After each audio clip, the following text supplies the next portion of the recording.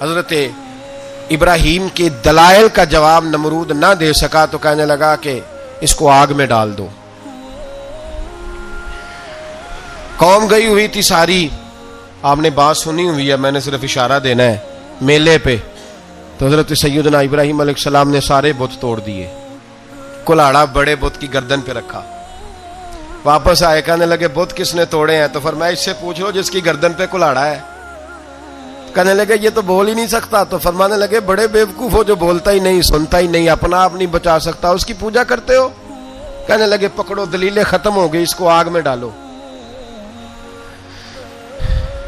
بہت بڑی حویلی 45 فٹ مربع پہ مشتمل ایک حویلی بنائی گئی اور 45 فٹ اونچی. مختلف روایات, علامہ اسماعیل حقی کہتے ہیں کہ 3 مہینے تک نمرود نے کہا کہ اس کے اندر لکڑیاں ڈالو. لوگ پوچھنے لگے کتنی دنیا جلانی ہے؟ کہنے لگا بندہ تو ایک جلانا ہے, پر بندہ بڑا تگڑا ہے, ایک بندہ. 3 مہینے لکڑیاں ڈالی گئیں. اور لوگوں کی جو تہمات ہوتی ہیں نا وہ بڑی عجیب ہوتی ہیں. تہمات میں نے بڑی تفصیل سے رمضان المبارک میں گفتگو کی تھی. بدشگونی, تہمات لوگ لیتے ہیں. اس وقت بھی لوگ تہمات کا شکار ہو گئے. عقیدہ بگڑ جاتا ہے تو وہ عجیب و غریب باتیں کرنے لگتا ہے. تہمات کا شکار ہو گئے. بیبیاں نظر مانتی, میں بیمار ہوں, اگر صحیح ہو گئی تو اتنے من لکڑی دوں گی حضرت ابراہیم کی آگ جلانے کے لیے. ایک عورت لے کے جا رہی ہے لکڑیاں.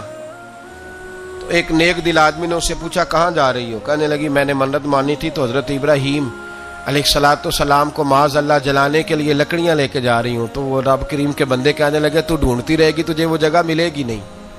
وہ بی بی کئی مہینے گھومتی رہی, جگہ ہی نہیں ملی جہاں لکڑیاں ڈالنی. ماری گئی. تہمات کا شکار ہوئے بہت سارے لوگ. تہمات کا بھائی, تہمات دین کے اندر منع ہے. تہمات دین میں کوئی نظر ماننا, کوئی کسی بزرگ کے مزار پہ جا کے سالے ثواب کے لیے کوئی چیز ماننا, یہ تو درست ہوا.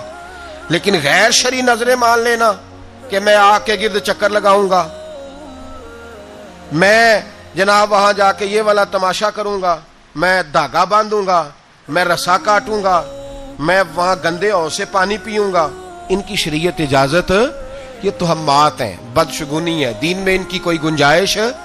آپ نظر ماننے سے پہلے بھی کسی عالم سے رابطہ کریں کہ میں منت مانگنے لگا ہوں تو کیسے ماننی چاہیے, اس کا طریقہ پوچھیں. ایسے ہی غلط چیز کی منت تھوڑی مان لی جائے گی. بہرحال آمدام برسر مطلب حضرت ابراہیم کے لیے آگ جلائی گئی. 45 فٹ اونچی آگ ہے, پرندہ بھی اوپر سے گزرتا ہے تو نیچے گر جاتا ہے جل کے. اتنے دن لگا کے آگ جلائی گئی. اب حضرت ابراہیم کو جلایا جانے لگا ہے. یہاں تو موجیں ہے نا, جو کسی ادارے کا سربراہ ہے اس کے لیے موج ہے, کسی جگہ آفیسر بن گیا تو موج ہے, پیر صاحب کے لیے موج ہے, علامہ صاحب کے لیے موج ہے, خطیب صاحب کے لیے موج ہے. جلنا کس کو پڑتا ہے؟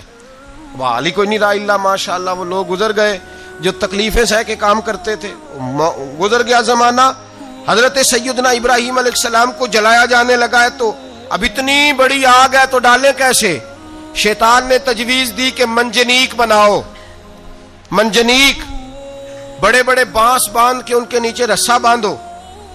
وہ جس طرح جھولنے کے لیے جھولا بنایا جاتا ہے, اس طرح ایک منجنیق پرانے زمانے میں اس میں پتھر رکھ کے پھینکے جاتے تھے دشمنوں پہ. وہ منجنیق بنائی گئی کہ دور سے حضرت ابراہیم کو پھینکیں گے. ہاتھ حضرت ابراہیم کے باندھ دیے, پاؤں مبارک باندھ دیے, پوری زمین پہ ایک نام لینے والا خدا کا. اور اس کو آج رسیوں میں جکڑا ہوا ہے.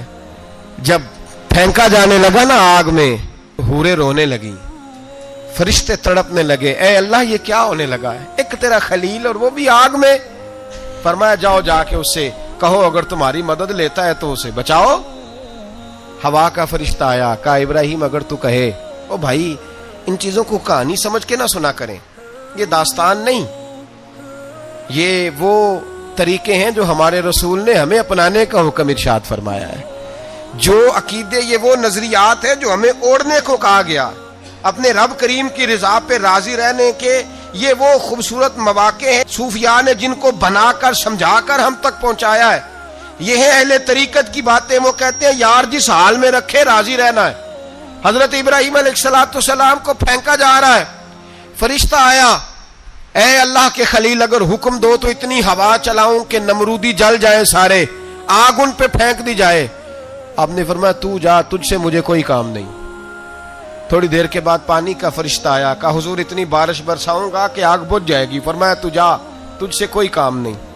अब जब मंजनीक में रख दिए गए, आग में जाने का लम्हा है, तैयारी है, हजरत जिब्रील अमीन हाजिर खिदमत हुए। कहा इब्राहिम कोई हाजत? फरमाया तुझसे कोई नहीं। कहा चलो मुझसे नहीं तो रब करीम से ही बात कर लो, मुझे पता है मैं छोटा हूं, आप मुझसे मदद क्यों लोगे, रब करीम से ही बात कर ले। तो हजरत इब्राहिम कहने लगे जिब्रील ये बता, रब को नहीं पता उसका खलील किस हाल में है? उसे नहीं पता मैं किस हाल में हूं, मेरे हाथ बंधे हैं, पैर बंधे हैं आग में, उसे नहीं पता? बताया तो उसे जाता है जिसे खबर ना हो। तो अगर उसे पता है, तो अगर वो जलाने पे राजी है तो मैं भी जलने को तैयार हूं, मैं तैयार हूं, मैं तैयार हूं। उसे कहो ठीक है। हजरत सैयदना इब्राहिम अलैहिस्सलाम को मंजनीक में डाल के जो फेंका आग में, या नारुकूनी बरदम व सलामन अला इब्राहिम, अल्लाह ने फरमाया ए आग मेरे इब्राहिम पे ठंडी भी हो जा और सलामती वाली भी हो जा। हजरत इब्राहिम को दो फरिश्तों ने बिठा दिया जमीन पे, फूल खिले हैं, कौंपलें महक रही हैं, कलियां खुशबू दे रही हैं। हजरत इब्राहिम ने सर सजदे में रख दिया, सुबहान अल्लाह वल्हम्दुलिल्लाह वला इलाहा इल्लल्लाह वल्लाहु अकबर। हजरत इब्राहिम अल्लाह की तस्बीह पढ़ने लगे, रब करीम का शुक्र बजा लाने लगे। निकले वहां से, कुछ दिन गुजर गए, निकले, हुक्म हो गया इब्राहिम इलाका छोड़ दो। हजरत इब्राहिम अलैहिस्सलाम वहां से निकल के मिस्र आए, चचा के पास ठहरे। उन्होंने अपनी बेटी जनाबे सारा का निकाह कर दिया। कुछ आगे बढ़े तो एक जालिम बादशाह से टकराए। उसने एक शहजादी, एक बादशाह की बेटी कैद की हुई थी, जनाबे हाजरा नाम था, उनको कैद से छुड़ा के साथ लाए। हजरत लूत अलैहिस्सलाम भी साथ। ये 4 लोगों का काफिला चला, फलस्तीन में जाके पड़ाव डाला, घर बार छोड़ा, तबलीग शुरू हुई। हजरत इब्राहिम के घर में 2 खवातीन है, एक आपकी बीवी हैं, एक हजरत हाजरा है। औलाद कोई नहीं, बड़ा मेवा है मीठा। घर वही आबाद होता है जिसमें बच्चे रोते हैं, घर होता ही वो है जिसमें बच्चों की चंचनाहट होती है, भिन भनाहट होती है।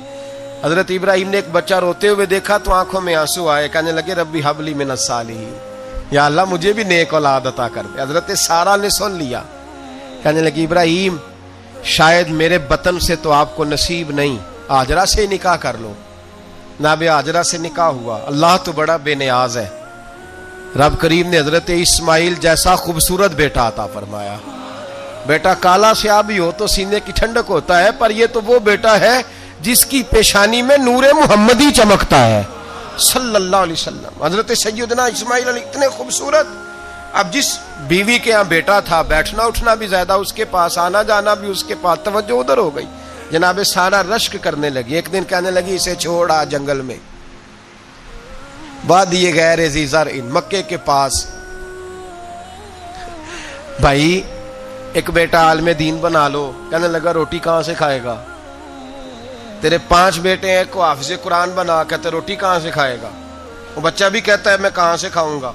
हजरत इब्राहिम अलैहिस्सलाम तो चंद महीने का बच्चा छोड़ आए, तो कहां से रोटी खाई हजरत इस्माइल ने?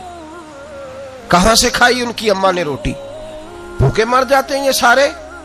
मैं बड़ी जिम्मेदारी से कहा करता हूं कि जितनी खूबसूरत रोटी अल्लाह करीम दीन के खादिमों को अता करता है शायद किसी और के नसीब होती हो, लेकिन हम लोग तवज्जो ही नहीं कर रहे, हमारा ज़ौक़ ही नहीं बन रहा, हम ये मेहनत ही नहीं कर रहे कि कौम को मुस्तनद उलमा की जरूरत है। इलाकों के इलाके खाली हैं, इधर हमारा मिजाज ही नहीं बन रहा, तवज्जो ही नहीं दीन की खातर। और फिर चले बच्चे तो बात की बात है ना, जो अभी खुद जवान है वो भी ये दुआ। एक साहब मुझे कहने लगे मैं दुआ मांग रहा हूं अल्लाह मुझे बेटा दे तो मैं उसे दीन पे लगाऊंगा। तो मैंने कहा आप भी बूढ़े नहीं हुए, आप खुद ही लग जाएं, बेटा तो अभी आएगा तो लगेगा ना।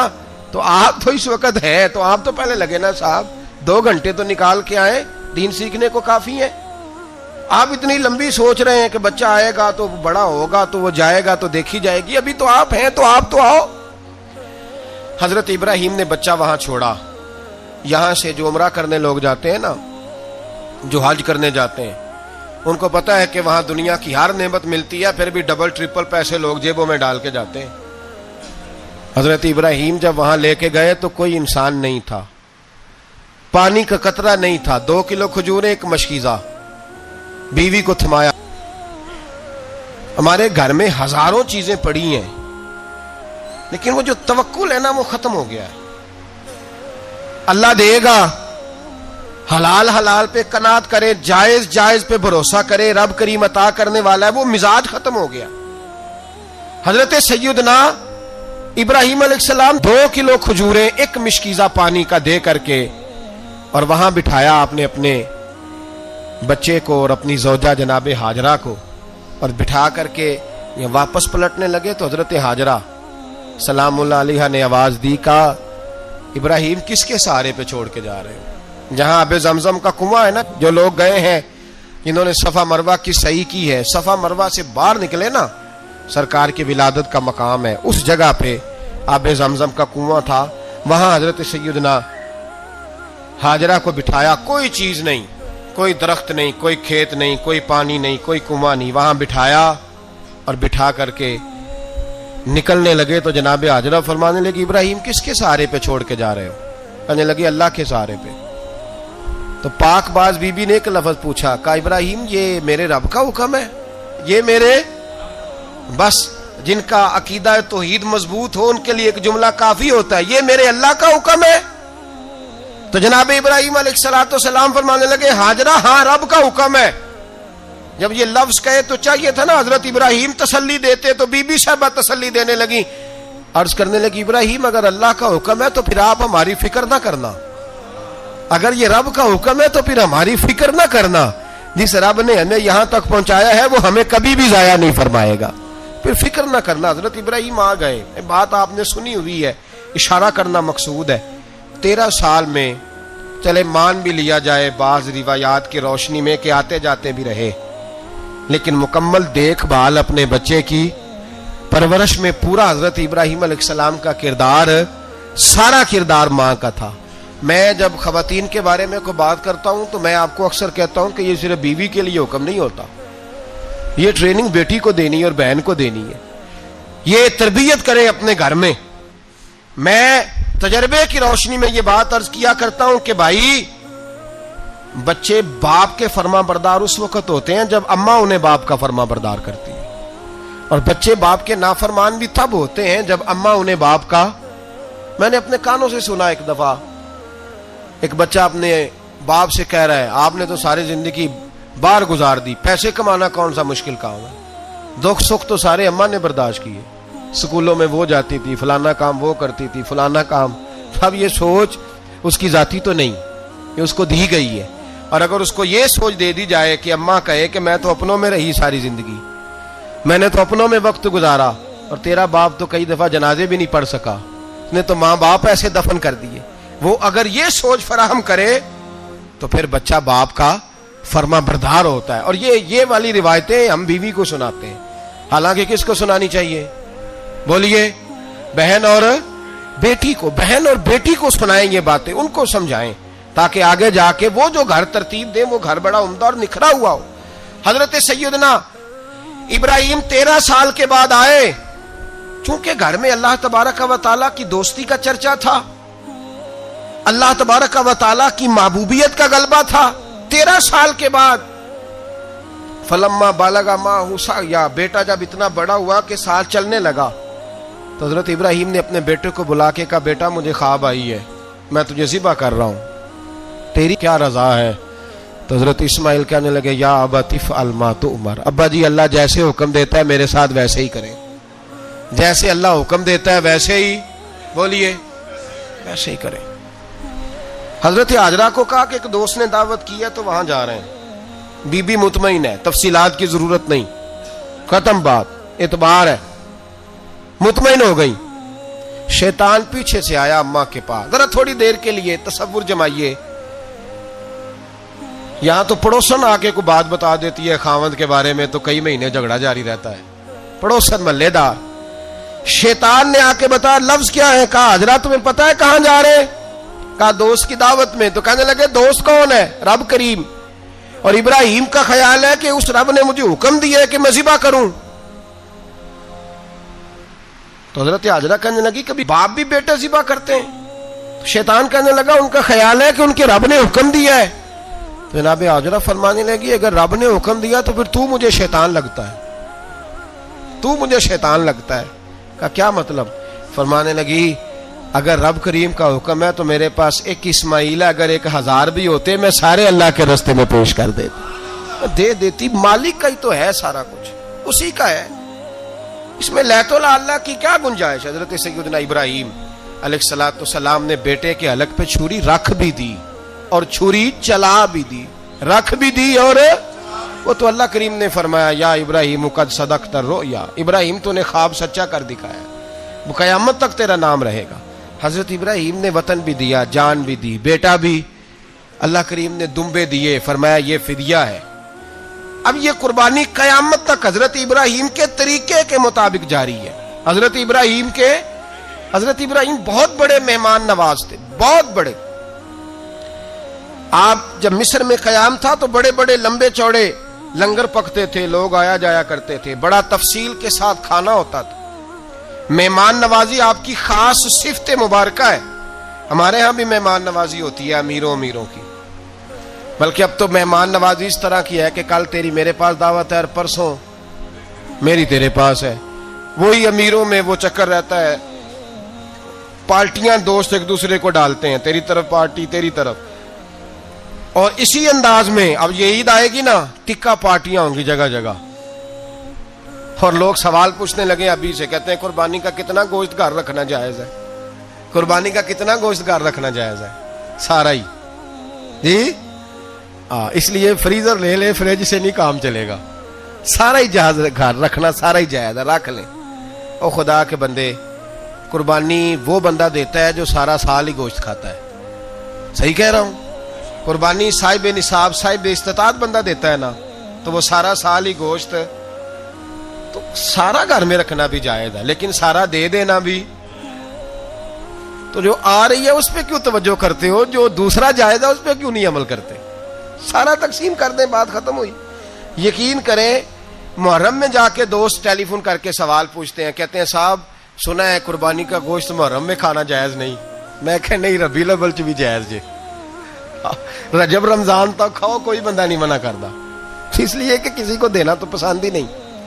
یہاں پھر اس میں سے جو خاص چیزیں ہیں وہ اپنی فریج میں, اور باقی جو ہے وہ دوسروں کے لیے. یہ کیا طریقہ ہے ہمارا, اور اسی پہ عمل ہے. اللہ تبارک و تعالی ہمیں سمجھنے کی توفیق عطا فرمائے.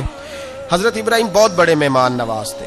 صرف قربانی نہیں دیتے تھے, سارا سال بہت سارا لنگر, بہت سارا کھانا پینا, بہت ساری چیزیں جاری رہتی تھی. اور جتنے غریب لوگ تھے فلسطین کے, ان کو پتا تھا کہ حضرت ابراہیم علیہ السلام کا لنگر جاری ہے. فلسطین میں جب آپ کا قیام تھا, ایک دفعہ ڈھیروں مہمان آ گئے اور کھانے کو کوئی چیز نہیں. حضرت سارا اور جناب ہاجرہ دونوں اس وقت موجود تھیں. وہ کہنے لگی ابراہیم بہت سارے مہمان آ گئے تو کیا کریں؟ جناب سارا کہنے لگی کس طرح کر کے ان کی مہمان نوازی کرنی. اور حالات یہ ہیں کہ قحط پڑا ہوا ہے فلسطین میں, مصر میں, دور دراز علاقوں میں. تو حضرت ابراہیم کہنے لگے یہ اللہ کے مہمان ہیں اور ہمیں رب کریم کا بندہ سمجھ کے آ گئے, اللہ ہی بندوبست کرے گا. فرمانے لگے میرا مصر میں ایک دوست ہے, وہ قحط کے دنوں میں غلہ جمع کر لیتا ہے, میں اس کی طرف پیغام بھیجتا ہوں, مجھے امید ہے وہاں سے غلہ ملے گا. 2 3 5 اونٹ والے غلام بلائے اور ان کو کہا کہ جاؤ غلہ لے آؤ مصر کے دوست سے. وہ لوگ کہتے ہیں ہم غلہ لینے گئے, وہاں جب پہنچے تو حضرت ابراہیم خلیل اللہ علیہ السلام کا پیغام دیا تو آپ کا وہ دوست کہنے لگا غلہ تو بے شمار تھا, مجھے خبر نہیں تھی کہ حضرت ابراہیم کا پیغام آئے گا, تو میں تو سارا تقسیم کر چکا ہوں. لوگ لے گئے, اب تو کوئی شے نہیں. اب وہ خالی آ گئے 5 کے 5 اونٹ. جب خالی آئے تو حضرت ابراہیم کی حویلی کی دیواریں چھوٹی چھوٹی تھیں. ان غلاموں میں سے, خادموں میں سے, آپ کے ان چاہنے والوں میں سے ایک کہنے لگا یار وہ غریب تو انتظار کر رہے ہوں گے کہ غلہ لینے گئے ہیں, ہمیں روٹی ملے گی. چھوٹی چھوٹی دیواریں ہیں, وہ جب دیکھیں گے نا خالی آ گئے تو انہیں تکلیف ہوگی. اس طرح کرو بوریوں میں ریت بھر لیتے ہیں, ریت بھر کے لے جاتے ہیں, بعد میں اندر رکھ کے انہیں سمجھا بہلا لیں گے, یا حضرت ابراہیم کو بتائیں گے, وہ خود ہی ان لوگوں کی دلجوئی فرمائیں گے. اب غلہ کی جگہ ریت بھر کے اونٹوں پہ رکھ کے لائی گئی. لا کے بوریاں جب رکھ دی گئیں, حضرت ابراہیم علیہ السلام دوپہر کے وقت آرام فرما رہے تھے. بی بی سارا اٹھی, کہتی ہیں جب میں نے دیکھا نا کہ بوریاں پہنچ گئی ہیں تو گئی, غلام کو ساتھ لیا اور اس کو جب کھولا نا تو کہتی اتنی حسین گندم میں نے پہلے کبھی دیکھی نہیں تھی، اتنا پیارا دانا میں نے کبھی ملاحظہ ہی نہیں کیا تھا۔ فرماتی ہیں جب اس کو پیس کر چکی میں روٹیاں پکائیں تو خوشبو دور دور تک پھیل گئی، اعلیٰ غذا بنی، بڑے بڑے کھانے بیویوں نے مل کے پکائے، چن دیے گئے۔ حضرت ابراہیم اٹھے تو لوگ کھانا کھا رہے، سجدہ شکر ادا کیا، اور جب سجدے میں گئے تو وہی آنے لگی، پھر رونے لگے۔ جب پلٹ کر باہر تشریف لائے تو جناب سارا کہنے لگی ابراہیم تمہارا مصری یار بڑا اچھا ہے، اس نے اتنی اعلیٰ گندم بھیجی ہے کہ اتنی تو میں نے پیاری گندم کبھی دیکھی نہیں۔ جناب ابراہیم مسکرائے، فرمانے لگی سارا یہ مصری یار نے نہیں بھیجی، یہ میرے عرشی یار نے بھیجی ہے، یہ میرے عرشی یار نے بھیجی ہے۔ بھائی مہمان نوازی مزاج تھا، ہاتھ لٹا دینا مزاج تھا، دوسروں کی اشک شوئی مزاج تھا۔ حضرت ابراہیم علیہ السلام کا طریقہ ہے قربانی، حضور نے ان کا طریقہ بیان کیا۔ اگر سال کے بعد قربانی دینا ان کا طریقہ ہے تو سارا سال غریبوں کو روٹی دینا بھی حضرت ابراہیم کا طریقہ ہے، سارا سال غریب کی نوکری کرنا یہ بھی حضرت ابراہیم کا طریقہ ہے، بھوکے کو کھانا کھلانا یہ بھی۔ میرے مصطفیٰ کریم سید عالم صلی اللہ علیہ وسلم سے صحابہ نے پوچھا حضور بہترین مسلمان کون ہے؟ بہترین مسلمان تو حضور نے فرمایا جو سلام لینے میں پہل کرے اور غریب کو روٹی کھلانے میں سب سے اچھا ہو، وہ بہترین مسلمان ہے، زبردست مسلمان۔ ہمارے ہاں دعوتیں ہوتی ہیں تو امیروں کی، افطاریاں تو امیروں کی، اور میرے مصطفیٰ کریم علیہ السلام نے فرمایا بدترین دعوت ہے جس میں امیر بلائے جائے غریب نہ بلائے جائے، وہ بدترین دعوت۔ حضرت ابراہیم کا طریقہ رہا ساری زندگی مہمان نوازی، اور دوسرا ان کا مزاج تھا، اللہ سے پیار ہو گیا تھا نا۔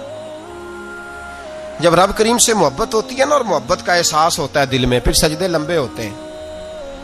عام آدمی تو نماز بھی نہیں پڑھ سکتا، اسے خدا سے محبت ہوتی ہے وہ تہجد بھی نہیں چھوڑ سکتا۔ وہ یہ محبت کی بات ہے نا، جس کو پیار ہوتا ہے اس کی تہجد بھی ہے، اس کی اشراق بھی ہے، چاشت بھی ہے، اس کے عمرے بھی ہیں، اس کے حج بھی ہیں، اس کے بار بار کعبۃ اللہ کے دیدار بھی ہیں۔ یہ محبت الہی ہے، جوش مارتی ہے۔ ان لوگ سجدہ کرتے ہیں تو اٹھتے ہی نہیں، اللہ کے بندوں سے پیار کرتے ہیں اللہ کی۔ حضرت ابراہیم کو رب کریم سے اتنی محبت تھی، اتنا پیار تھا کہ وہ آپ کی زندگی کے ہر پہلو سے چھلکتا تھا۔ ایک وقت ایسا آیا کہ اللہ تعالیٰ نے حضرت ابراہیم کو بہت زیادہ مال عطا فرمایا، اتنے اونٹ گنے نہیں جاتے، گائیں اتنی زیادہ کہ شمار نہیں ہوتی، بکرے بکریاں اتنی زیادہ کہ شمار، بہت زیادہ مال اللہ نے عطا فرمایا۔ اور ابھی کچھ عرصہ پہلے آپ پیچھے جائیں نا تو جو لفظ مال تھا وہ روپے پہ تو بولا ہی نہیں جاتا تھا، وہ جانوروں پہ بولا جاتا تھا۔ بہت زیادہ مال اللہ نے دیا، بکریاں گائیں اونٹ بیل بڑا کچھ۔ تو رب کریم نے فرشتوں سے فرمایا کہ واتخذ اللہ ابراہیم خلیلا، ابراہیم میرا دوست ہے۔ تو فرشتے کہنے لگے یا اللہ جسے اتنا کچھ دیا جائے اس نے دوست تو بننا ہی ہوتا ہے، تو نوازا ہی بڑا ہے، اتنا مال، اتنے کھیت کھلیان، اتنا کچھ۔ اللہ کریم نے فرمایا جاؤ آزمائش کر لو، امتحان لے لو۔ فرشتہ امتحان لینے پہنچ گیا۔ حضرت ابراہیم کے جانور چر رہے ہیں چراگاہ میں، حضرت ابراہیم بھی ہیں، غلام بھی ہیں، بہت بڑا ریوڑ ہے، آپ تشریف فرمائیں۔ ایک فرشتہ آیا تو کھیت میں چھپ کے بیٹھ گیا اور بلند آواز سے کہنے لگا سبحان اللہ والحمد للہ ولا الہ الا اللہ واللہ۔ یہ تسبیح بڑی پسند ہے، محبوب نے ان کی فضیلت بیان کی۔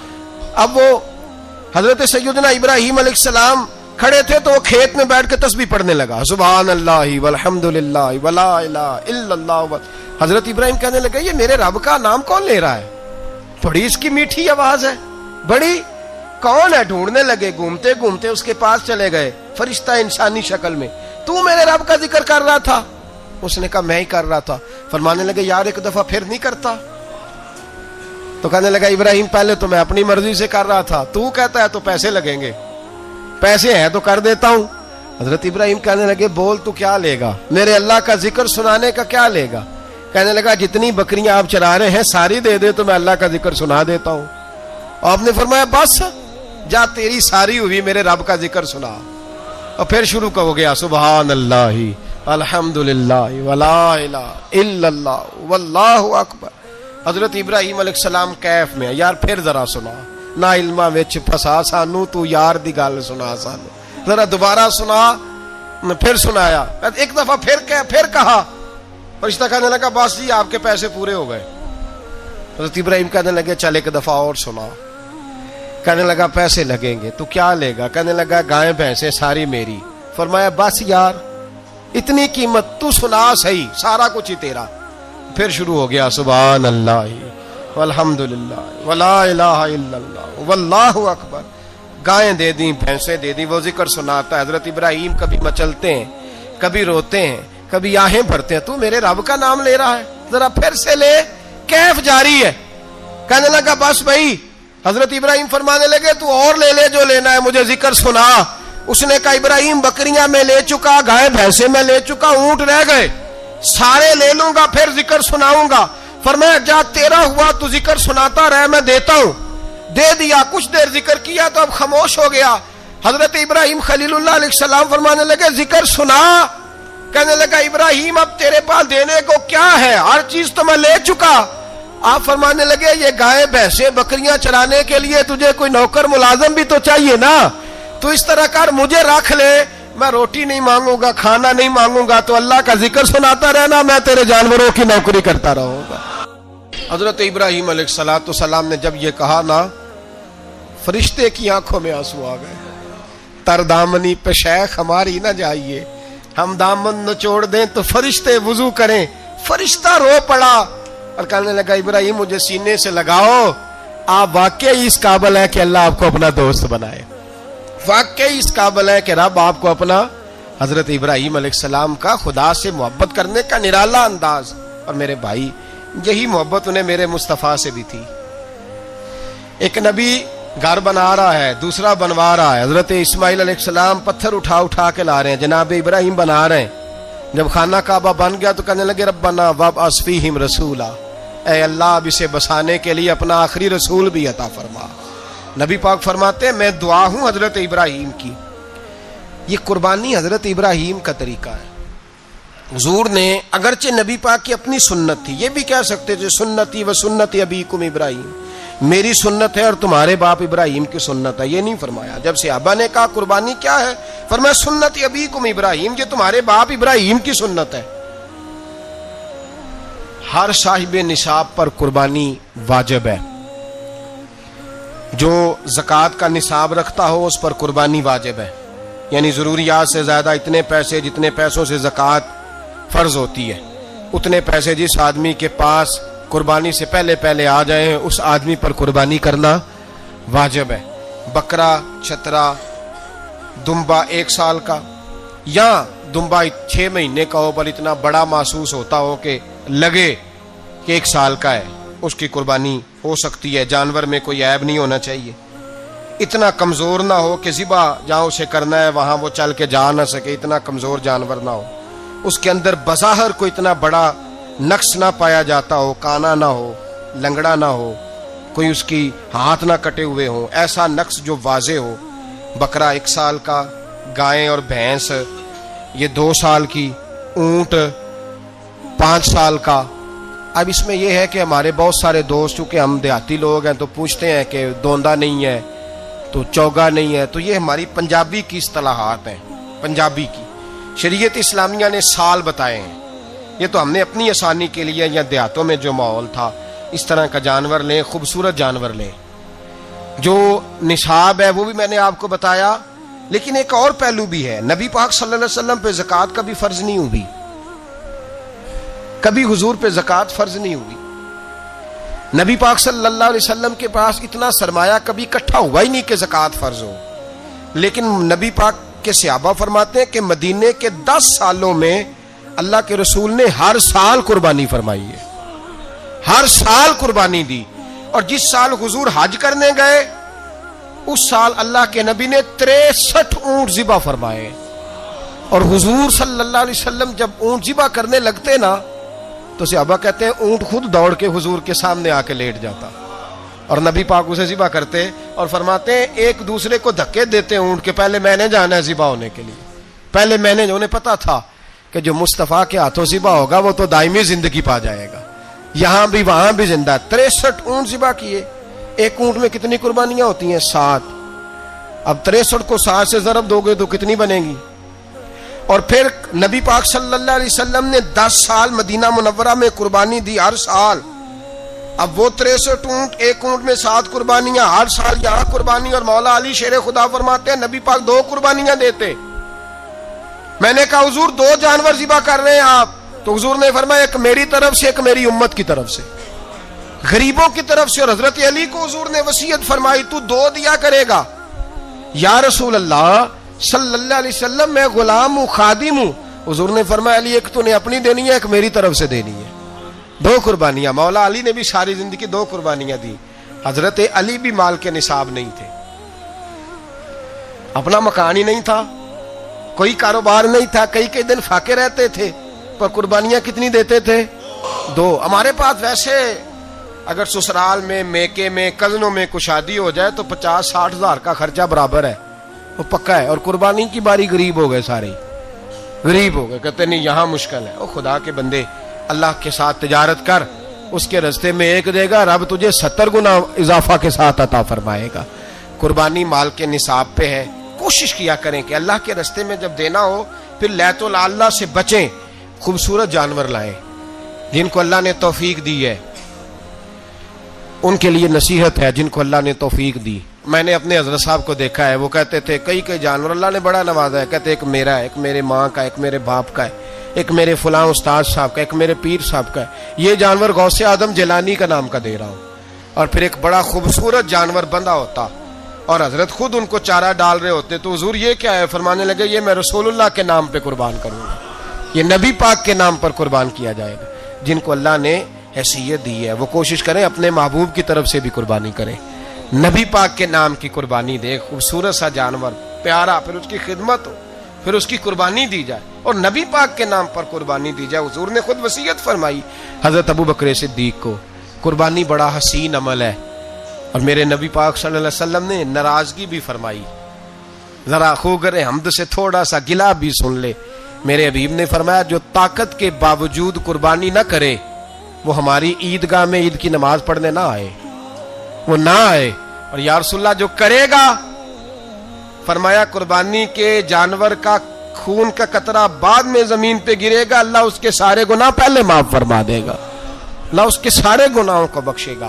قربانی کریں، خوبصورت انداز میں کریں، اللہ کی رضا کے لیے۔ بزرگوں نے لکھا ہے 3 حصے کرو گوشت کے، ایک گھر میں رکھو، ایک رشتہ داروں میں بانٹو، پڑوسیوں میں بانٹو، اور تیسرا فقط غریبوں کو دو۔ لیکن میں اکثر یہ سوچتا ہوں کہ ہمارے ہاں قربانی کرتا ہی وہ ہے جن کے گھر میں ہر جمعرات کو چھوٹا گوشت پکتا ہے، اور جن کے گھر میں ہفتے میں 3 دفعہ مرغی کا گوشت پکتا ہے، وہی تو قربانی دینے کے قابل ہوتے ہیں۔ تو وہ بھی اگر قربانی کے بکرے میں سے بھی تیسرا رکھنا چاہیں تو اجازت تو ہے، میں نے کہا سارا رکھنے کی بھی اجازت ہے، لیکن اگر آپ مہربانی کریں، کوشش کریں کہ یار ہم تو سارا سال ہی کھاتے ہیں، اور ہمارے یہاں جو گوشت تقسیم ہوتا ہے نا وہ بھی باری لگی ہوئی ہے، ادھر سے پلیٹ آئی تھی گوشت کی تو ادھر سے بھر کے چلی گئی، بھئی اس نے کی ہے، اس کو بار بار گوشت دینے کا کیا مطلب ہے؟